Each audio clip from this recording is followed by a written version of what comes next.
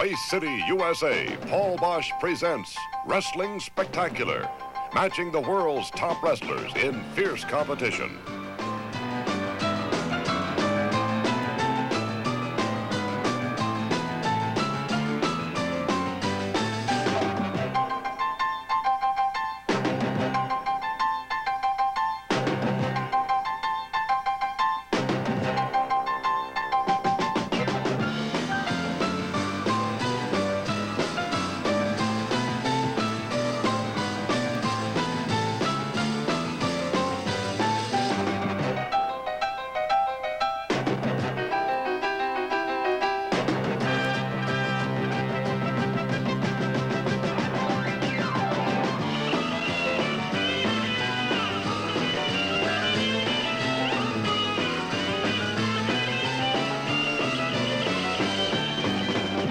Up in the ring, we have Boyd Pierce, ringside announcer, who's going to introduce this match to you, and it should be a great one. This event, one fall with no time limit. Introducing first in the red corner, Buffalo, New York, 230-pound, Playboy Gary Hart presents Maniac Mark Lewin. And across the ring in the blue corner, at 265 pounds, the American Dream, the Living Stardust, Dusty Rhodes. One fall, no time limit. You can turn loose or you man. So there you have it, the makings of what should be a sizzling battle. One fall, there is no time limit. Dusty Rhodes, the All-American Dream, nationally ranked, up against Maniac Mark Lewin, who has taken over the kingpin of toughness here in Texas, managed by the arrogant Gary Hart. And now you see Dusty Rhodes anxiously awaiting the bell.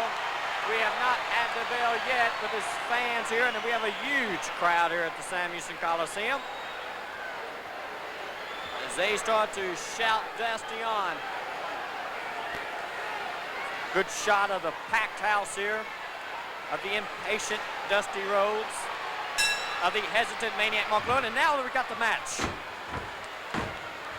As Maniac Mark Lewin wastes little time in coming down on Dusty, and he came down on Dusty with Gary Hart's shoe. But now Dusty Rhodes unleashes, and out of the ring goes Maniac Mark Lewin, and Dusty's right behind him. Then Dusty comes down with that chair. Don't expect very many wrestling holds in this battle. Expect to see one of the wildest matches you've ever seen. Listen to this crowd as they charge Dusty Rhodes up. A huge roar.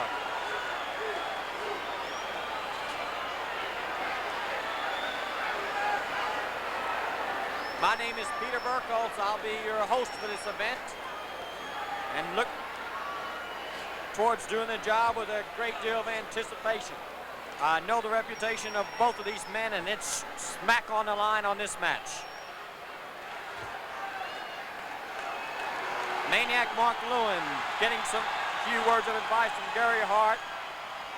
Something along the lines, I'm sure Hart's telling Maniac, Dusty Rhodes can't hurt us. And of course, Gary Hart is outside the ring when he speaks that way. So maybe that's a gesture of peace from the Maniac. You can never tell what Lewin is up to. Maniac is not a name that his mother gave him. It's a name that's been tagged on him from wrestling fans from all across the Far East, Australia, throughout this country of America. And it seems to fit. When he gets inside that ring, he's an individual bent on one thing, and that's victory. But he's up against one of the winningest stars the past few years in the professional ranks, Dusty Rhodes. Top box office attraction, a flamboyant star who makes his money on winning matches and winning it in a colorful style, all of Dusty Rhodes.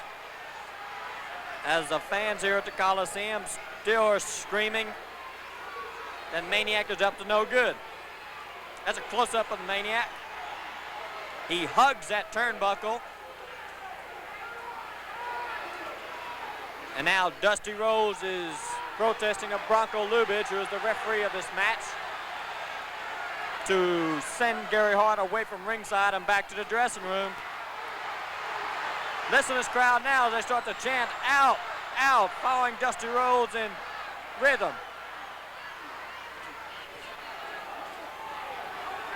But the protest fails. Watch Maniac. He's trying to back Dusty into that corner. And this is Maniac at his dangerous best. Pushes Dusty out towards Gary Hart, and you can bet he had a reason for that. So Playboy Gary Hart catching it from the fans outside the ring as they want to see their favorite Dusty Rhodes caught in a bad way. Look at the squeeze. Maniac is a powerful athlete. He packs a powerful squeeze, and look at that upper body tense up. Look at that look of determination Maniac's face as he puts every ounce of effort down all the way down to his fingertips and digs into Dusty Rhodes.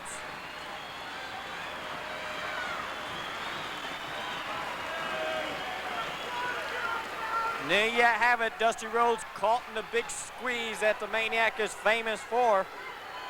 Wears down his opponent, punishes his opponent. Makes him wish that he was anywhere except in the ring against Maniac Mark Lewin. Again, a close-up shot. Fingers digging in. Dusty Rhodes trying to somehow reverse the pressure, but it did not work. A strong upper body, a powerful upper body on this Maniac Mark Lewin. And that's what makes him that much more dangerous. And when he teams with Gary Hart, it's trouble. It's trouble with a capital T, but Dusty Rhodes is used to handling trouble. He aims that bionic elbow, he likes to call it, because he can throw an elbow as well as any man in professional wrestling, and down it came. That's that same elbow that crashed down on Maniac. Gary Hart trying to bring his boy back to. 5 minutes have gone by, and now we got Dusty grabbing a hold of Gary Hart.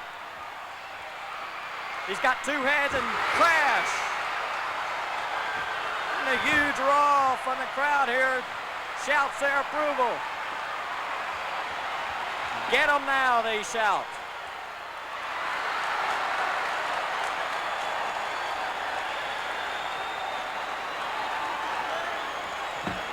So a dazed Maniac Mark Lewin inside the ring. A dazed Gary Hart outside the ropes. And again, a meeting of the minds, and it looks like right above us that Gary Hart handed Maniac Mark Lewin his tie. This is a difficult job for any referee. Bronco Lubich is not looking forward to this match. It's hard enough to keep Maniac Mark Lewin under control, much less to have to worry about Gary Hart outside the ring. Dusty steps out, issues his protest to Bronco Lubich. Lubich does not listen and administers the 10 count to get Dusty back in the ring.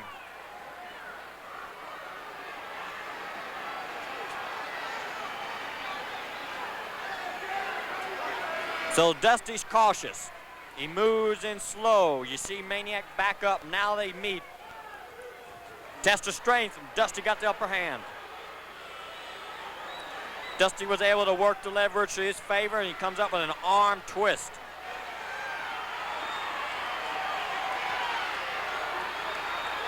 Again, Dusty adds that little extra twist. Dusty goes back outside the ring. Maniac follows. Dusty finds a chair, and it's an equalizer. Down it comes. And we've got the battle right outside the ring. Dusty uses that same tie. He got Maniac Mark Lewin.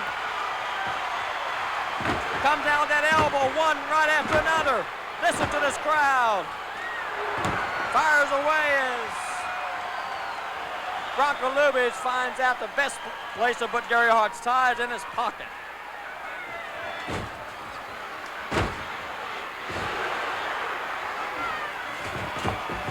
Dusty sets him up, and Maniac's caught in a bad way. Look how he comes out on the midsection of Maniac Lewin. As he stretched helplessly across the top rope, Gary Hart is trying to do something about it. But now it's Dusty who decides to take things in his own hands. Sets him up. Maniac came down with that knee. Dusty was preoccupied with Hart. Maniac came down with the knee. We've got them both beating up on Dusty. I think we're going to have a disqualification.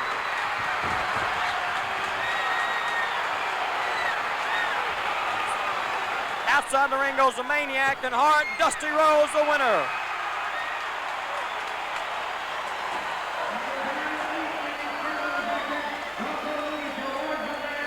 Dusty Rhodes. In a match as wild as we expected, Dusty Rhodes wins on a disqualification. But now let's stay here one more moment. Dusty Rhodes is encouraging to come on down, come on back, and the Maniac could be making a mistake. Dusty gives him a target. But Gary Hart now, well, it looks like they're up to no good. Dusty Rhodes is watching both of them. Bronco Lubitsch steps outside the ring. His job is done. He had about enough of it. Whichever one of y'all want to go first, get your little butt right over here and get to it. So you heard the challenge by Dusty. As Hart and Maniac are up to something. Watch out, that crowd. Dusty in the corner, and Dusty strikes first.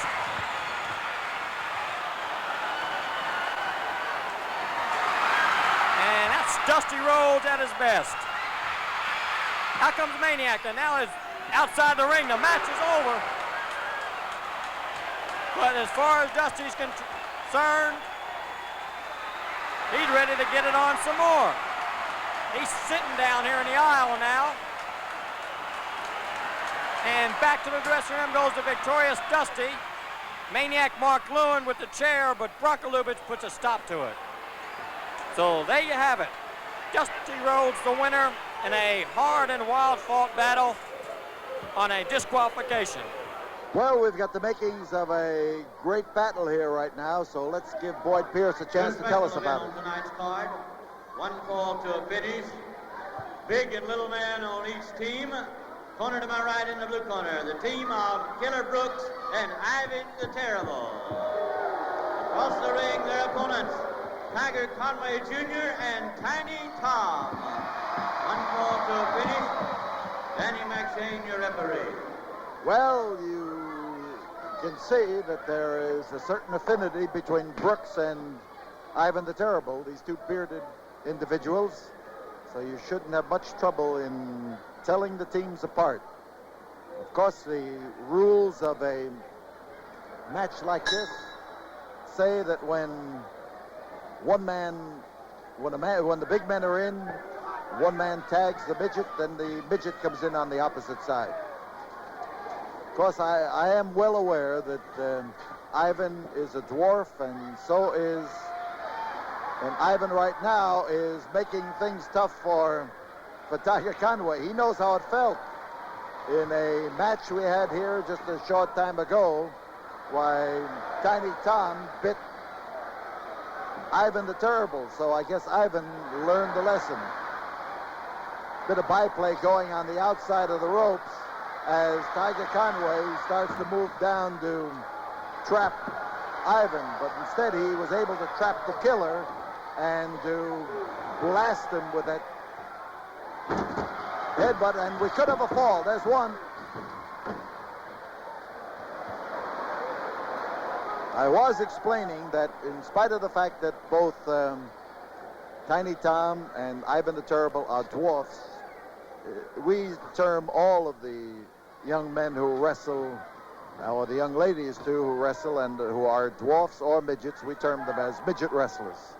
So those of you who will call and tell me that I was wrong, I understand that I'm wrong. but it is for simplification. And Tiny Tom clopped him on the side of the head with both ears hitting each one at the same time.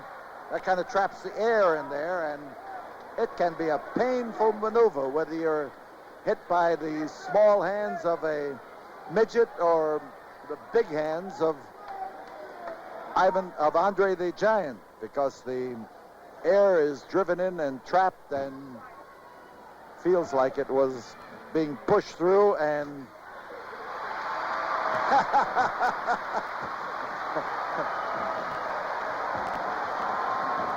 Ivan never quite made it.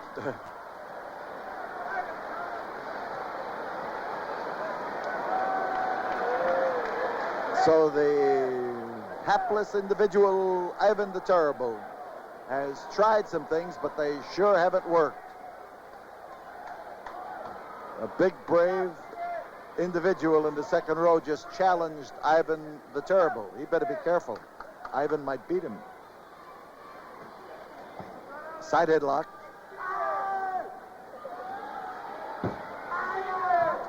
And the noise you may hear in the background is the noise of Ivan the Terrible, and whoa! It worked.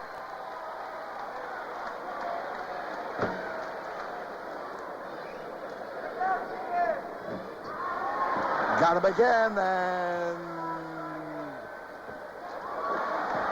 Danny McShane was insisting that the beard hold was illegal. He broke it. This brings Brooks in.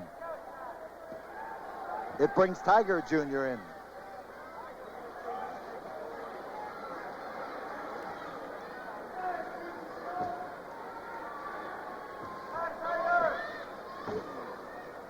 So it's Brooks, side headlock, hanging on tightly to Tiger Conway.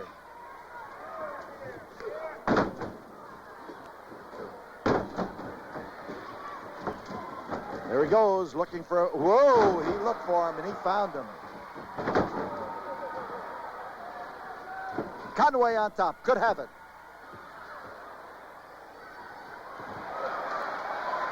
And he ran into trouble. And Ivan doesn't know which way to turn.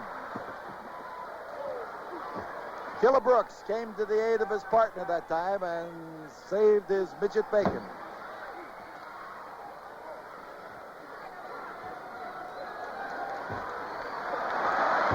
The wrong thing to do with Tiger Conway Jr.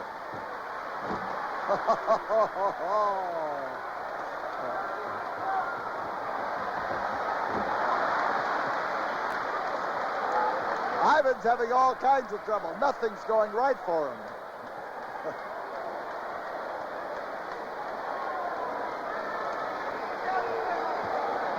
If anything I like better than a midget match, it has to be a midget big man tag team match. So Tiny Tom is in, and that should signal that Brooks goes out, but the rubber legs of Ivan the Terrible are not ready. So we have a quick switch without contact, which is legal.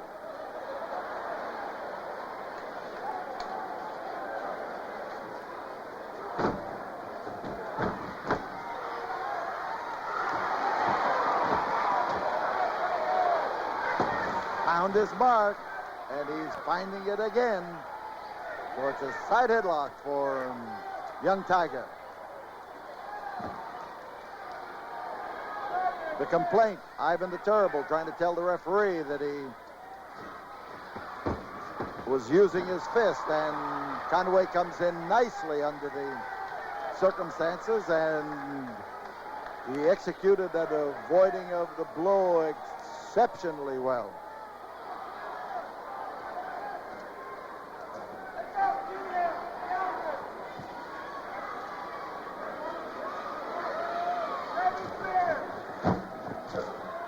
Hit him solidly. Oh, real chest to chest and shoulder to shoulder blow.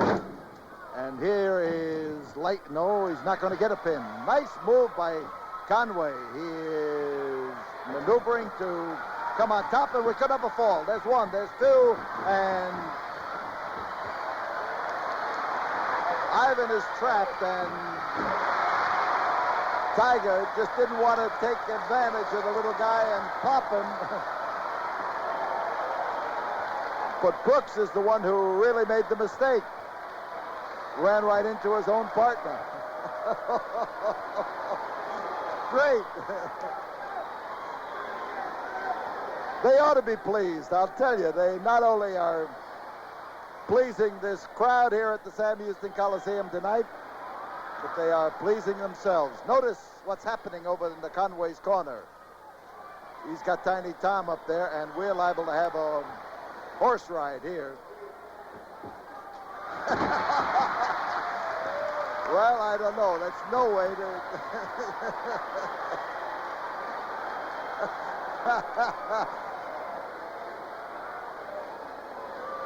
Whatever those circling hands mean, that's what they're going to try.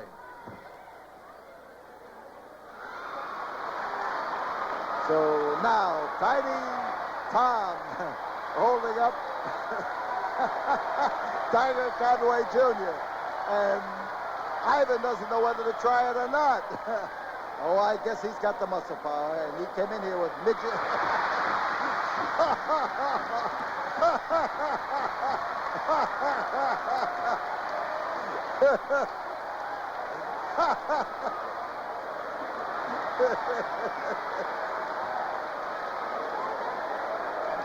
He's telling his partner he's too fat.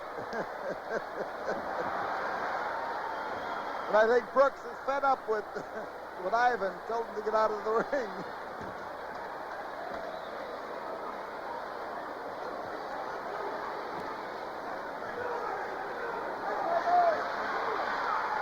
So outside, Ivan lends a hand and holding Tiger into a tough spot. And maybe we're going to have more assistance.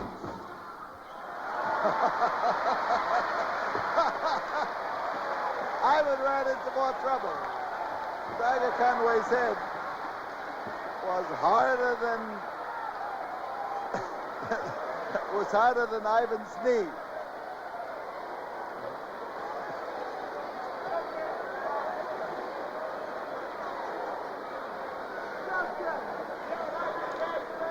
There is not exactly a feeling of empathy between the killer and his diminutive partner.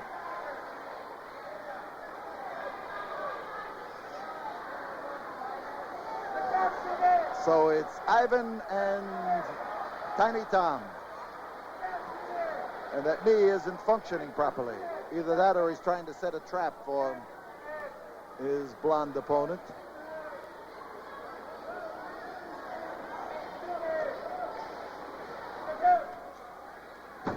And now Ivan is able to get a moment of triumph here, and this should do a lot to restore his morale. It won't help Tiny Tom very much, I'll tell you.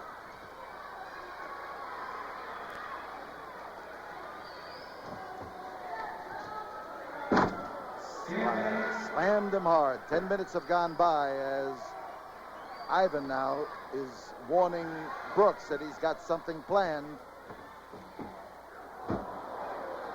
Well, Brooks held his leg up there to act like a ring post, and young Tom just was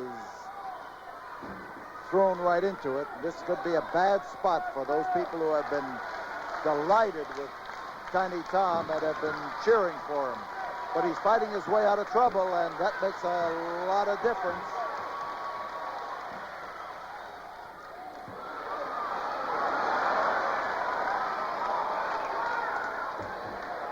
And Tom now has eased out of the problem of running into Killer Brooks' knee. Now he's going to try it again. He tried it.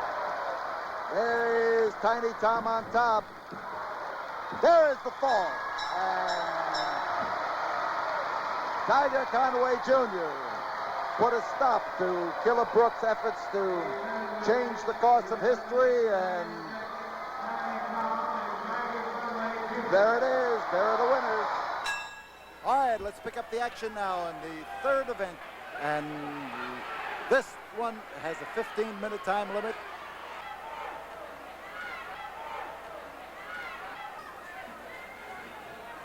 That is the Mexican Devil, number 1 or 2 outside. It should be number 1 inside. And the one inside is arguing about the man outside. So it's hard to tell these fellas apart, as you probably have discovered. Even more difficult under the stress of being in there and facing one or both of them. Bruiser Brody just wants it made plain which one of them he is supposed to whip. Brody doesn't generally argue about how many he has to whip, but he wants to know whether he's going to have to take on both of them and get credit for it, or, as Don Diamond has already found out tonight, take on one at a time and find yourself wrestling both of them, each of them in turn.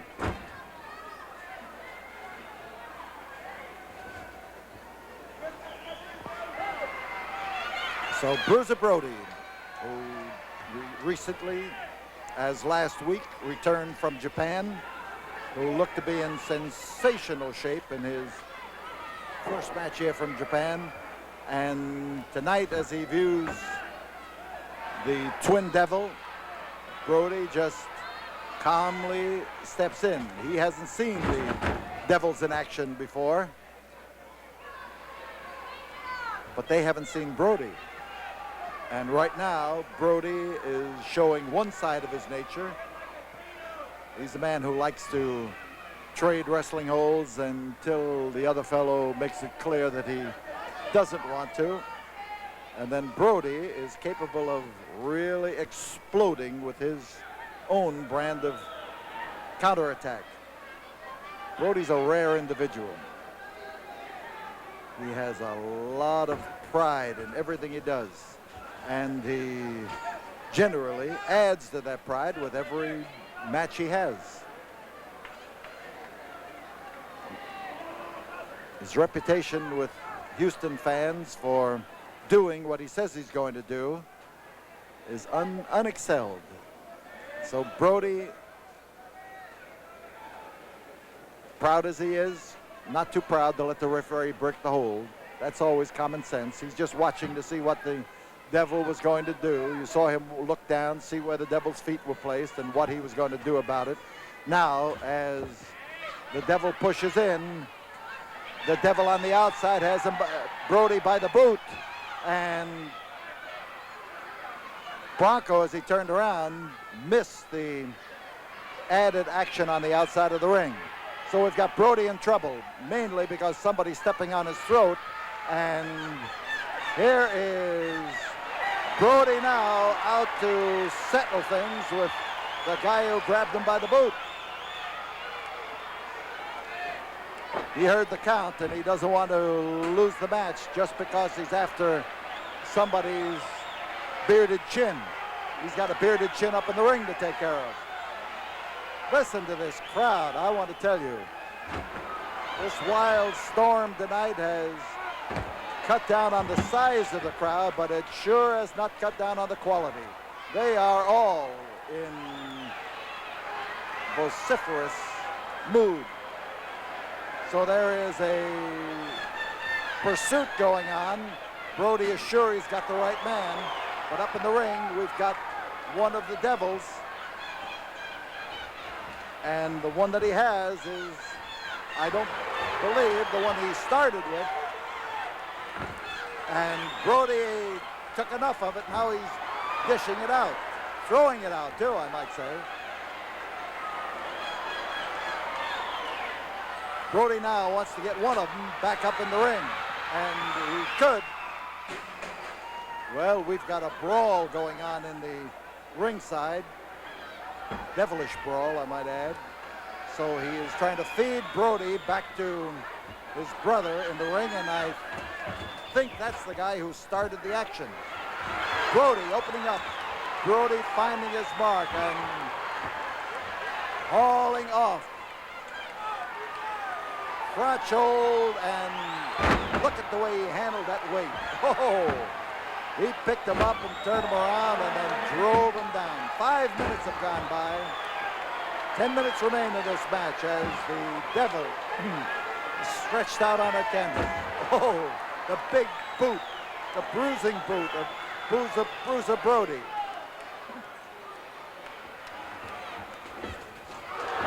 There's a big man getting up there for that driving drop kick. And I think we've just been had again by the switch.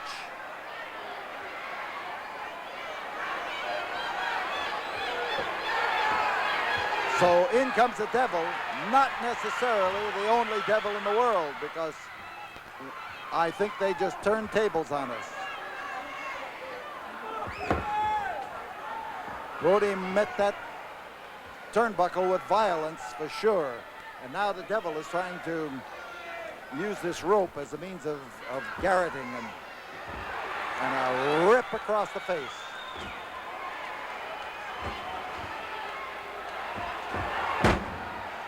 So Brody hauls in there with that huge boot of his in beautiful fashion.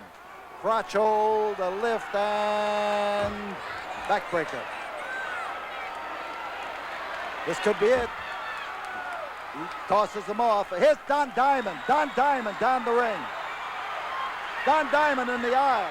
And Don Diamond is pouring powder all over the head of the Devil. He's got him gray-headed. He's got the Devil on the outside. And oh, look at that powder going all directions here as Bruiser Brody slams him around. So Brody now shouldn't have much difficulty in telling them apart.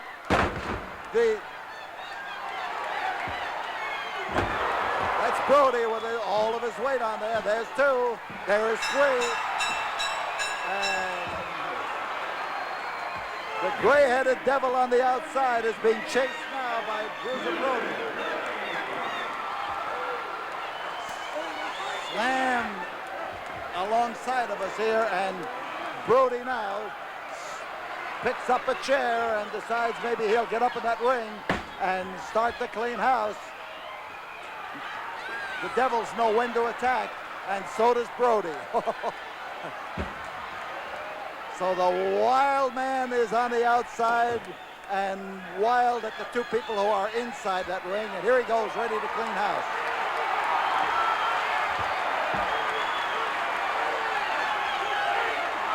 Well, the winner is Bruiser Brody. Bruiser Brody. A great move by young Don Diamond, who came down here and decided to mark beyond a doubt one of the Devils. He sure did. Introducing your main event of the evening, one fall to a finish, no time limit. At 270 pounds from Singapore, the masked corner. From France at 484 pounds, Andre the Giant. One fall to a finish, your referee, Bronco Lucas. So Andre the Giant and the Spoiler. A match one fall to a finish, and a match that is going to put both of these men on the spot. Andre bigger than ever. Now you've got to remember that the Spoiler is a 270-pounder. But in Andre the Giant, you have no ordinary big man. You have truly a giant. More than 500 pounds, and a man who has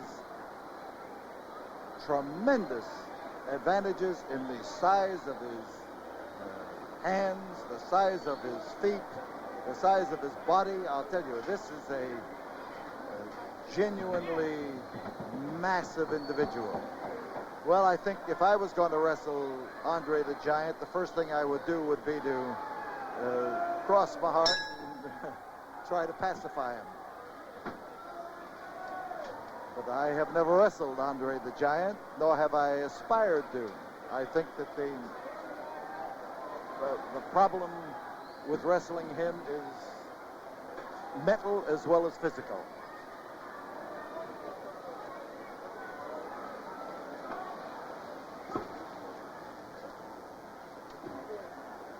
So Andre the Giant crowds into, look at the size of that hand on the neck of the spoiler. Look at the distance that it covers, and you get some idea of what the spoiler faces, or anybody faces, when they meet Andre the Giant. Side headlock. And Andre puts that squeeze, that rotating motion, that big maneuver on the head of the spoiler. Does the mask protect the spoiler? Well, it protects him against abrasions, but does it protect him against anything else? I don't think so. I think that what you have there is the fact that the mask enables the man who puts on the side headlock to hold it without slipping. It's Spoiler now trying to bring Andre over. He bends him over, but that's about all. And I think in this particular case, it was a matter of Andre going with the rolling motion of the side headlock.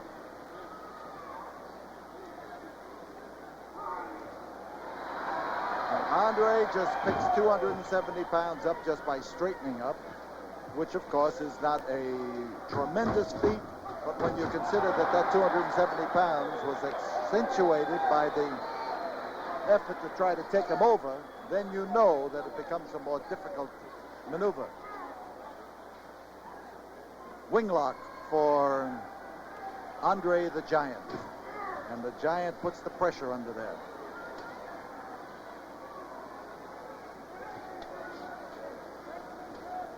Andre's unique ability rests not only in his size, but in the fact that he is capable of wrestling, that he can move fast, that he is well proportioned, and that he does the things that smaller size wrestlers do, and sometimes does them better than they do.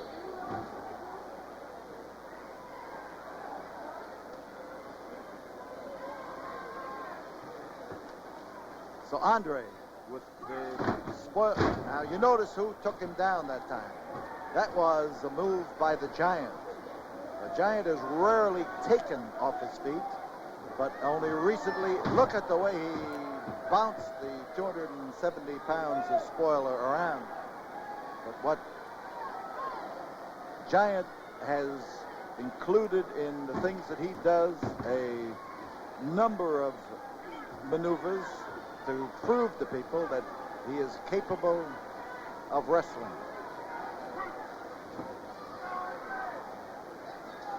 Winglock. Andre lifting up on that arm, pulling at it, and Spoiler trying to use the hip lock. There are two words for that. Fat chance is both of them. And man on top, Andre the Giant, as he reaches for that arm and scrambles for it and comes up with it, and again goes in for that figure four arm lock.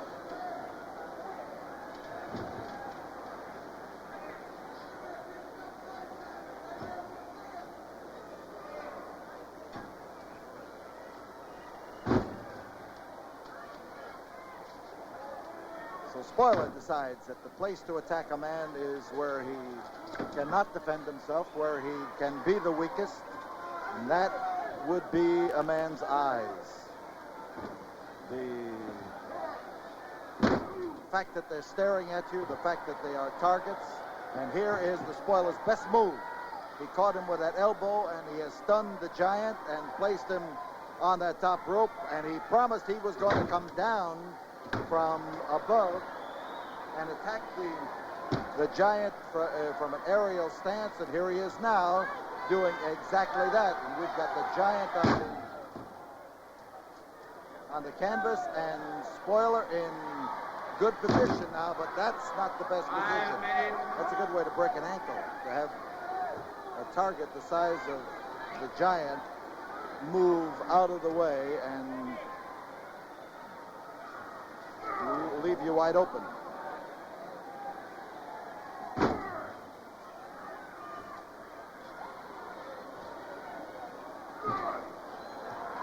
And Giant put a stop to that blow. Oh, he come down with a clout, a sledgehammer type blow. And you notice he is still holding that spot on the back of his head where that first elbow that the Spoiler used caught him. And Spoiler, as he tears into Andre the Giant, is catching him off balance and catching him properly. I've never agreed with Spoiler's manager, Gary Hart, except on one thing, when he has touted Spoiler as a man who can wrestle and he knows whereof he speaks. Here he comes with that opportunity to hit him from above, and hit him he did. That big arm and that big fist covered a lot of territory and came down there to clobber him.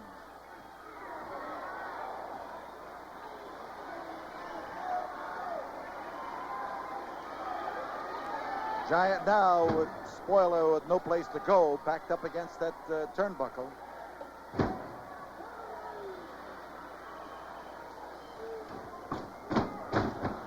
Oh, that's hard hitting. And Spoiler, for a moment there, looked like he was either adjusting his wrestling gear or going for a secret weapon.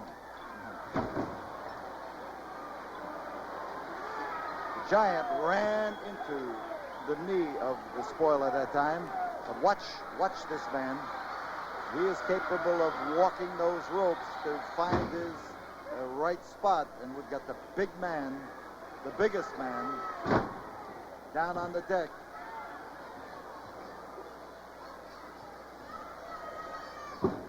On top, the Spoiler, too. Whoa! Oh, he came from underneath with the prone press, pushed up and hurled him away. And now he goes for the bear hug. And in this case, a bear hug appropriately names it.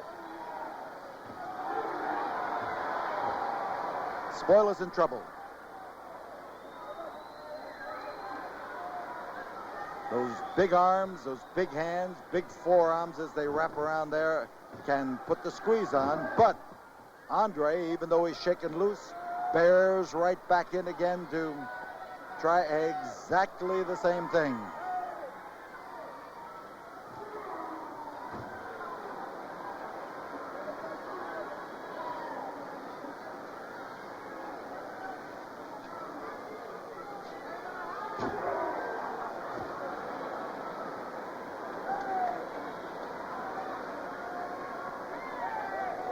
The Giant putting that big squeeze on the Spoiler, and Spoiler trying to find that spot on the back of the head again.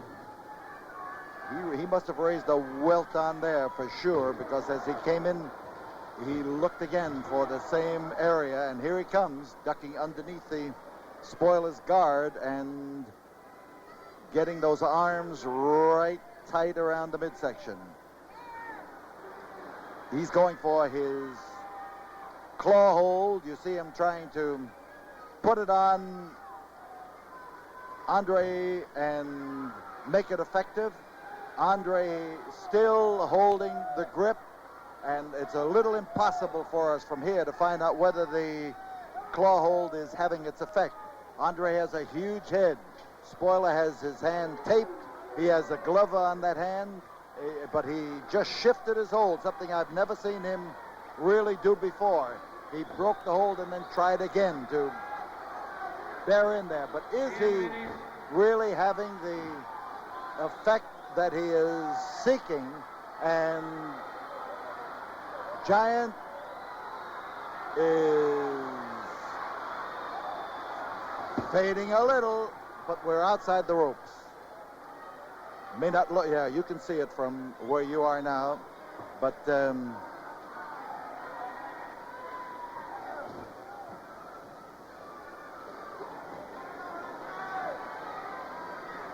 so again, as he comes up there, he swoops around to grab him with the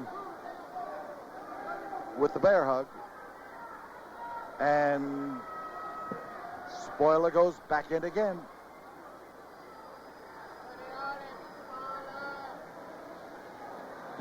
And Spoiler could be getting a fall out of this. This is as close as I have seen Andre come to getting pinned for a fall. That Spoiler is forcing that head, and with his weight. But Andre still has, no, he doesn't have. He just broke it. He just broke the claw hold. Spoiler is bleeding a little at the mouth. You saw him reaching up there to grab the mouth, and again, as he comes over and slams that hold on Andre, he's trying to take as much of that head as he can, and Andre from underneath is trying to fight his way out. And Andre has been affected ever since that first elbow drove into the back of his head, and this is the closest that he has come to being pinned in this ring or any ring of which I am aware. As Spoiler comes in there with that claw hold.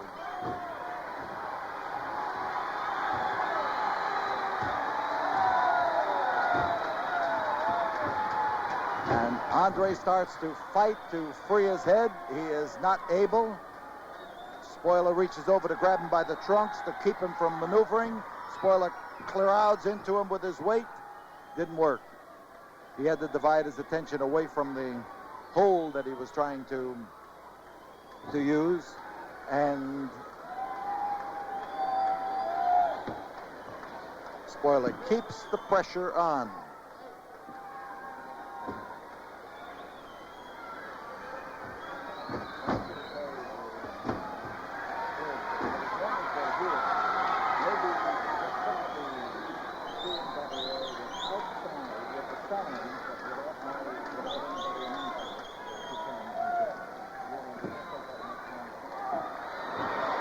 And Andre the Giant's huge legs come wrapping around the head of the Spoiler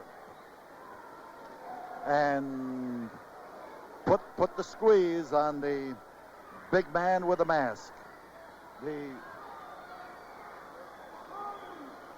Oh, that'll flatten your head, particularly with all the weight of the Giant's legs driving you down.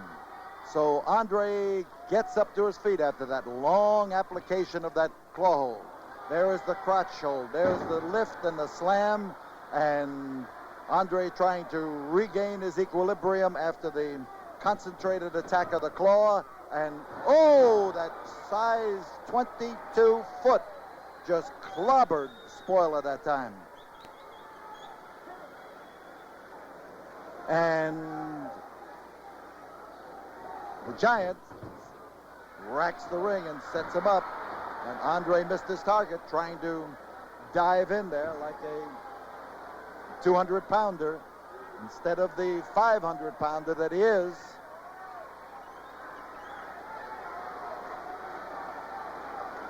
Spoiler putting up an amazing battle against Andre the Giant. And the effort that he is putting forth here right now is typical of why this man is known as the greatest masked wrestler in this country. And he's trying to gain the advantage of height. Was Spoiler in trouble. On top, 500 pounds. There is the fall. And Andre the Giant survives the devastating attack of the claw hold to come up with the winning fall on the spoiler in this battle here in the Sam Houston Coliseum in Houston, Texas. The winner, Andre the Giant. And getting into the ring right now is, yes, a wrestling bear. And a big, beautiful brown bear who looks to me that he weighs at least 500 pounds and is having a little pre-match drink, a little cola in there as he gets the muzzle put on him. Now, facing that's Nick Adams, the trainer of the bear, who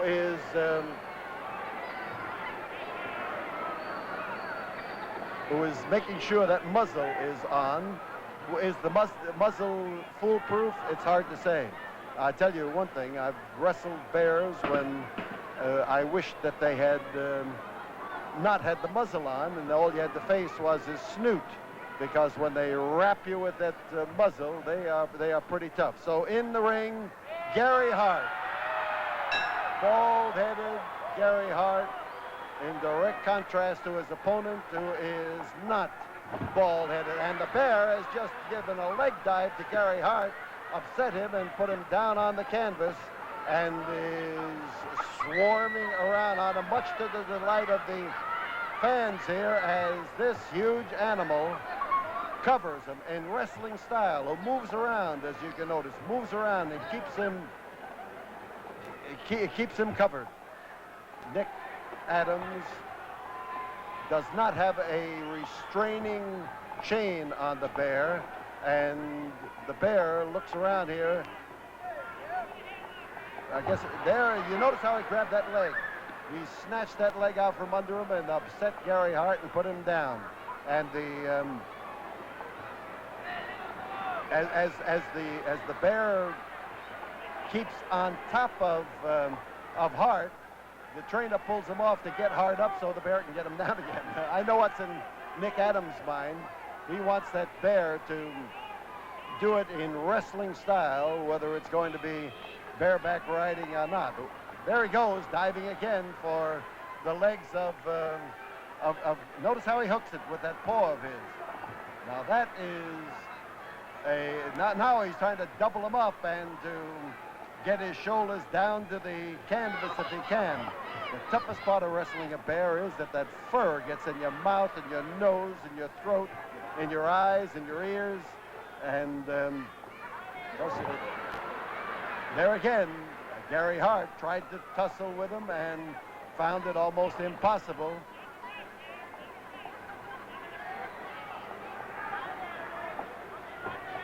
And now referee Bronco Ludwig suddenly finds that the bear has snatched him by the leg and put him down.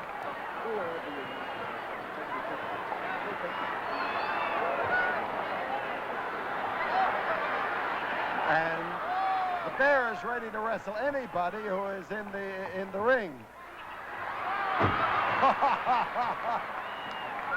And Gary Hart's willing to stand back and watch somebody else wrestle him.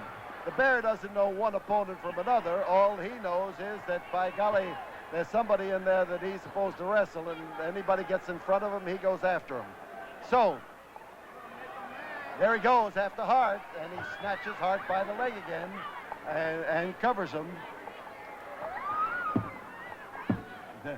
And Gary Hart has just been pinned by the bear. The issue was never in doubt. The winner is 2 minutes and 46 seconds. Victor, the Wrestling Bear. So the Wrestling Bear, Victor the Wrestling Bear, smothers Gary Hart and manages to glue him down to the canvas. And Hart, feeling that face of his, but let's keep the camera now on the bear, because I think he gets paid off up in the ring. He gets paid off in soft drinks. He's not a hard liquor man. You see him now as he gets up there and is rewarded All this for winning a fall over Gary Hart. So this beautiful animal, and it is a beautiful animal, he is in fine condition. His coat glistens. He is surely a well-treated animal, and there he is, the Victor the Wrestling Bear.